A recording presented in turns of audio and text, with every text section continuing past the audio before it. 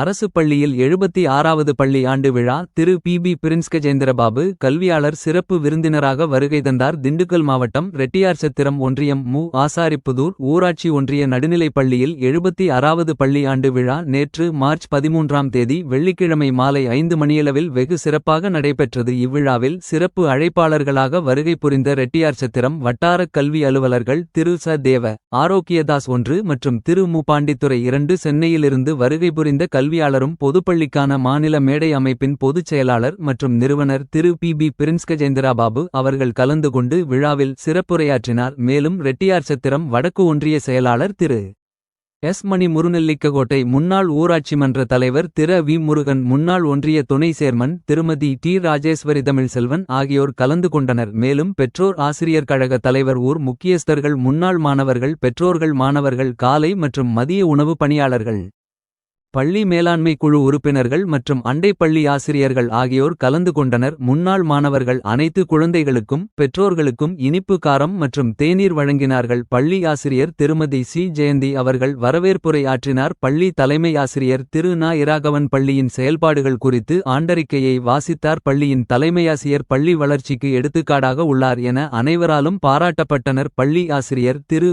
அருள்தாஸ் அவர்கள் இசைக்கருவிகளுடன் பாடல் பாடி மாணவர்களை உற்சாகப்படுத்தினார். திருமதி கா. கோகிலாதேவி ஆசிரியர் அவர்கள் மாணவர்களுக்கு மிகச் சிறப்பாக கலை நிகழ்ச்சியை கற்றுக் கொடுத்து ஏற்பாடு செய்திருந்தார். திரு சி. கார்த்திக், திருமதி இரா. நாகலட்சுமி அவர்கள் உடன் இருந்தனர். இறுதியாக திருமதி சி. ச. மகேஸ்வரி ஆசிரியர் நன்றியுரை கூற விழா மிகச் சிறப்பாக அமைந்தது. கர்மவீரர் காமராசர் உயிரோடு இருந்திருந்தால் இன்று ஆசாரிப்புதூர் ஊராட்சி ஒன்றிய நடுநிலைப்பள்ளி 76ஆம் ஆண்டு நிகழ்வை கண்டு பெருமகிழ்ச்சி அடைந்திருப்பார். தமிழகத்தினுடைய முதல்வர் மரியாதைக்குரிய மாண்புமிகு முத்துவேல் கருணாநிதி ஸ்டாலின் அவர்கள் இந்த நிகழ்வை பார்த்திருந்தார்களே ஆனால் உலகம் முழுக்க இந்த நிகழ்வை பற்றி பேசியிருப்பார். மாண்புமிகு பள்ளிக்கல்வி அமைச்சர் இந்த நிகழ்வை, இதுவரைக்கும் நடந்த நிகழ்வை நேரிலே பார்த்திருப்பார்களே என்று சொன்னால் தமிழ்நாடு முழுக்க இந்த பிள்ளைகளை கூட்டு போயிட்டு இந்த நிகழ்ச்சிகளை நடத்த சொல்லியிருப்பார்.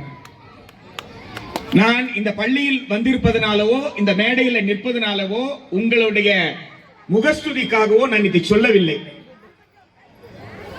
இந்த நிகழ்விலே தொடக்கத்திலே ஒரு குழந்தை ஆங்கிலத்திலே வரவேற்புரை கொடுத்தது.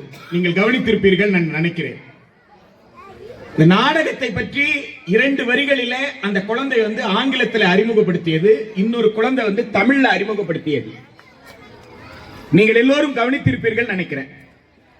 இந்த மொழியில ரொம்ப முக்கியமான விஷயம் என்ன கேட்டா போனடிக்ஸ் ஆங்கிலத்தில், தமிழ்ல உச்சரிப்புன்னு சொல்லுவோம். இந்த உச்சரிப்பதற்கு மாத்திரை அளவுன்னு சொல்லுவாங்க.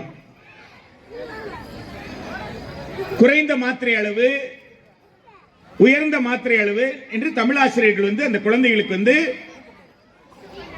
இலக்கணத்தில் சொல்லிக் கொடுத்திருப்பாங்க. அந்த மாத்திரை அளவு உட்பட்டு சொற்களை உச்சரிக்கிறதுக்கு பேரு தான் மொழி ஆற்றல். நுனி நாக்குல பேசுறது அல்ல. ஆங்கிலத்தில் பேசின அந்த குழந்தை ஆங்கிலத்தில் மிக சரியான உச்சரிப்பை தந்தது. நான் சேலஞ்ச் பண்றேன், அந்த குழந்தையை நீங்க எந்த இங்கிலீஷ் மீடியம் ஸ்கூல்ல வேணாலும் நிக்க வைங்க, அந்த குழந்தை வென்று வரும். எனக்கு அந்த குழந்தை யாரும் தெரியாது, எனக்கு அறிமுகம் கிடையாது, யார் பயிற்றுவித்தார்கள் என்று தெரியாது. நான் மேடையில தான் அந்த குழந்தை பேசுறத நான் கீழே இருந்து உங்களை போலதான் நான் பார்த்தேன். இதுபோல் பல மேடைகள் நம்ம பார்த்திருக்கிறோம். அப்ப அத்தனை மேடைகள்லையும் இந்த இடத்துல இந்த குழந்தை இந்த உச்சரிப்பு இருக்குன்னு சொன்னா, அப்ப அந்த அளவிற்கு இந்த பள்ளியினுடைய தலைமை ஆசிரியர் உள்ளிட்ட ஆசிரியர் பெருமக்கள் காட்டிய அக்கறை என்பதை நாம் புரிந்து கொள்ளும். ஏதோ எண்ணும் எழுத்தும் கற்றுக் கொடுத்தால் கல்வி என்று விடாமல் இந்த பள்ளியில் இருக்கக்கூடிய இருபால் ஆசிரியர்களும் ஒவ்வொரு குழந்தை மீது அந்த அறிவிப்பு கொடுத்துட்டு இருக்கிறாரு. அவர் இந்த பள்ளியில இல்ல, நான் வேற பள்ளிக்கு போயிட்டேன்றாரு. ஏதோ சின்ன குழந்தை மாதிரி குதிச்சிட்டு இருக்காரு பாருங்க. ஒரு குழந்தை ஒரு இதுக்கு பேர் தான் ஈடுபாடுன்றது. என் ஸ்கூல் என்ற ஓனர்ஷிப். ஒவ்வொரு ஆசிரியரும் நீங்க பதட்டப்படாமல் அந்த குழந்தைகளை வழி நடத்துறது இருக்கு பாருங்க, அதுதான் சிறந்த ஆசிரியருக்கு உண்டான இலக்கணம். குழந்தைகள் மீது நம்பிக்கை வைத்து ஒரு செயலை குழந்தைய செய்ய சொல்றாங்க பாருங்க, அவங்களுக்கு பேர் மட்டும்தான் ஆசிரியர். குழந்தை பின்னாடியே ஸ்கேல் எடுத்துட்டு போறவங்க அல்ல. குழந்தைய எப்ப பார்த்தாலும் இதை செய் அதை செய் சொல்லிட்டு இருக்கிறவங்களே கிடையாது. உங்களுடைய ஆசாரிப்புதூர் பெருமைப்படணும். 75 ஆண்டுகள் கழித்து 76வது ஆண்டிலே ஒரு மிகச்சிறந்த பள்ளியில என் புள்ள படிக்கிறான்னு உலகம் முழுக்க நீங்க சொல்லலாம். இந்த பகுதியில் வாழக்கூடிய பெரியோர்கள், நண்பர்கள், நம்முடைய வட்டார கல்வி அலுவலர் இந்த பள்ளியின் குறைன்னு சொன்னாரு. ஐயா, இது இந்த பள்ளியின் குறை இல்லையா, இந்த ஊரின் குறைன்னு சொல்லுங்க. ஏன் வரியும் கட்டிட்டு துட்டையும் கட்டி பிள்ளைய படிக்க வச்சிட்டு இருக்கிறீங்களே, இது எந்த வகையில நியாயம்? வரி யாருக்கு கட்டுறோம்? அரசாங்கத்துக்கு தானே கட்டுறோம். வரி எதுக்கு கட்டுறோம்? என் பிள்ளைக்கு ஸ்கூல் நடத்துறதுக்கு தானே. அரசாங்க ஸ்கூல் நடத்திட்டு இருக்குல்ல.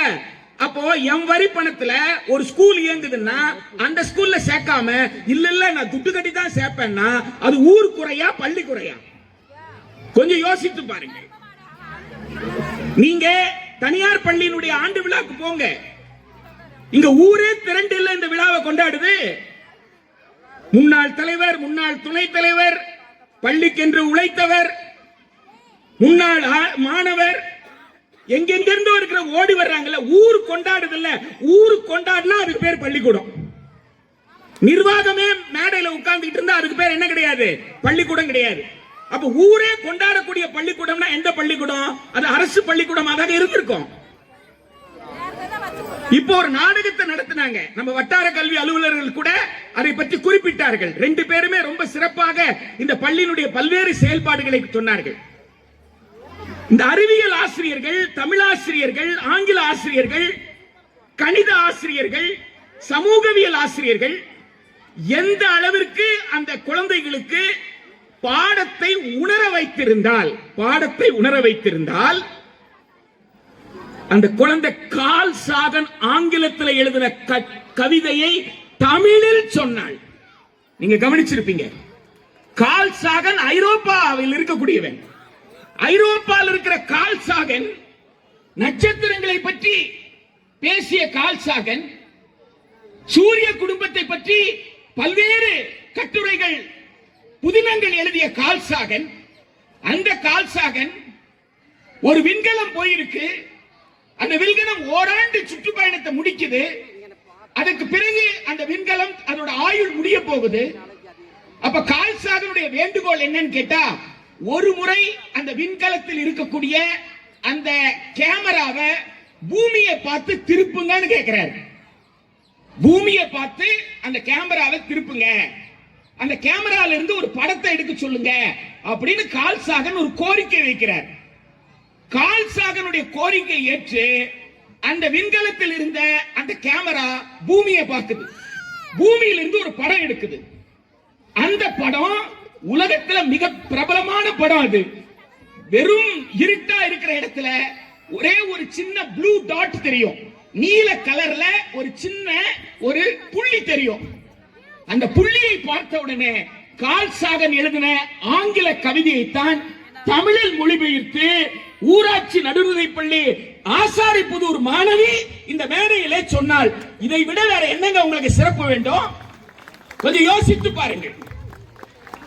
அவன் சொல்றான் அந்த கவிதையில, டேய் வெட்டிக்கிட்டு சாகறீங்களாடா, முக்கால் மூலம் மீசான்றீங்க, 3 மீட்டர் அருவான்றீங்க, குண்டு போட்டா நாடே இருக்காதுன்றீங்க, என் ஊர்ல தான் என்ன கிணறு இருக்குன்றீங்க, என் ஊர் தான் உலகத்திலே ரொம்ப பெருசுன்றீங்க.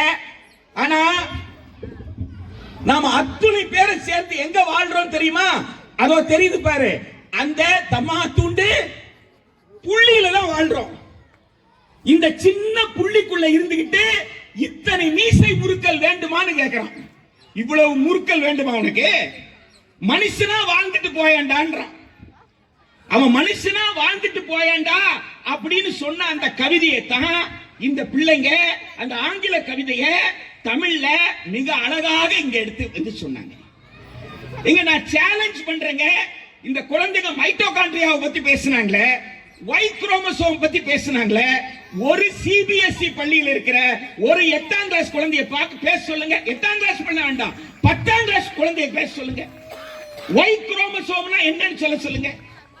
அந்த நாடகத்தில் அந்த குழந்தைங்க தமிழ்ல சொன்னாங்க, இங்கிலீஷ்ல சொன்னாங்க. ஃபேமிலி ட்ரீன்னு சொன்னாங்களா, குடும்ப மரம்னு சொன்னாங்களா?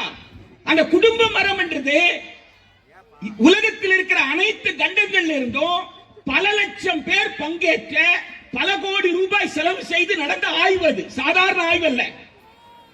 ஒவ்வொரு கண்டத்தில் இருந்தும் ஒவ்வொரு நாட்டில் இருந்தும் மக்களுடைய மரபணுவை எடுத்து அந்த மரபணு ஒன்றோடு ஒன்று எப்படி பொருத்தி வருகிறது, ஒரே மரபணுவின் தொடர்ச்சியாக எத்தனை பேர் இருக்காங்க பண்ண ஆய்வு. அந்த ஆய்வுக்கு இன்றைக்கு உயிரோடு இருக்கிற 83 வயது தாம்பரத்தில் இருக்கிற நம்முடைய தமிழன் பேராசிரியர் தயானந்தன் தன்னையும் உட்படுத்திக் கொண்டார். அவர் ஒரு தாவரவியல் அறிஞர். ஆசாரிபுதூரில் இருக்கிற குழந்தைங்க, ஊராட்சி நடுநிலை பள்ளி மாணவிகள், தாம்பரம் கிறிஸ்துவ கல்லூரியில் பேராசிரியராக பணியாற்றி உலகத்தில் நடந்த மிகப்பெரிய ஆராய்ச்சியில் தன்னை ஈடுபடுத்தி தன்னுடைய உறவினர்கள் உலகம் முழுக்க இருக்கிறாங்க. என்னுடைய மரபணு கொண்டவன் இந்தியாவில் எத்தனை ஜாதி நீ சொன்னாலும் அத்தனை ஜாதி இருக்காண்டா, அத்தனை பேர் என் சொந்தக்காரன்டா நிரூபிச்ச ஒருத்தன் இருக்கிறான். அதை 8ஆம் கிளாஸ்ல இந்த குழந்தைங்க படிச்சிருக்காங்களே, இதை விட வேற என்னங்க உங்களுக்கு பெருமை வேண்டும்? கொஞ்சம் யோசித்து பாருங்கள். இந்த குழந்தைகள் இந்த நாடகத்தில் நடித்த இந்த குழந்தைகள் சும்மா நடிக்கல. அவங்க அந்த டீச்சரா ஒரு குழந்தை நடிச்சிரு. அதை நீங்க பார்த்தா 8ஆம் கிளாஸ் ஸ்டூடெண்ட் மாதிரி இருக்கா? நானே ஒரு நிமிஷம் அது உண்மையிலே இந்த ஸ்கூல் டீச்சர் நினைச்சிட்டேன். உள்ள நுழையும் பொழுது அந்த குழந்தை யூனிஃபார்மோட மற்ற குழந்தை நிற்கும் போது இந்த குழந்தை மட்டும் புடவை கட்டி இருந்த உடனே உண்மையிலே அந்த குழந்தை டீச்சர்னு நான் நினைச்சேன். ஒரு 8ஆம் கிளாஸ் குழந்தை தன் தோற்றத்துல ஒரு பிரமிப்பை கொடுத்திருக்கா பாருங்க. அந்த குழந்தைகள் மனிதர்களுடைய பெயரை பயன்படுத்தாம எல்லாரும் தன்னை புலின்னு சொல்லி ஆசைப்படுவான், சிங்கம்னு சொல்லி ஆசைப்படுவான். ஆனா அந்த குழந்தைங்க என்ன பேர் வச்சுக்கிட்டாங்க? கத்திரிக்காய், தக்காளி, முட்டைகோசு. யோசித்து பாருங்கள் எவ்வளவு சாமர்த்தியமாக அந்த குழந்தைகள் அந்த நாடகத்தை நடத்தி இருக்கிறார்கள் என்று. ஒரு மிகப்பெரிய அறிவியலை கொண்டு மிக நுணுக்கமான விஷயத்தை, சமூகத்தில் இருக்கிற பெரிய சிக்கலை இங்கே ஒரு நாடகமாக நிகழ்த்தக்கூடிய துணிவு என்று சொன்னால் அது அரசு பள்ளிக்கு மட்டும்தான். அந்த பள்ளியினுடைய பெற்றோர் என்பதுதான் உங்களுக்கு இருக்கக்கூடிய பெருமை. எனவே இந்த ஆண்டு விழாவில் இந்த பள்ளியில் இருக்கிற பெற்றோர்கள் என்ன செய்யணும்னா, மற்ற பெற்றோர்களிடம் வாங்கய்யா நம்ம பள்ளிக்கூடத்துக்கு வாங்க,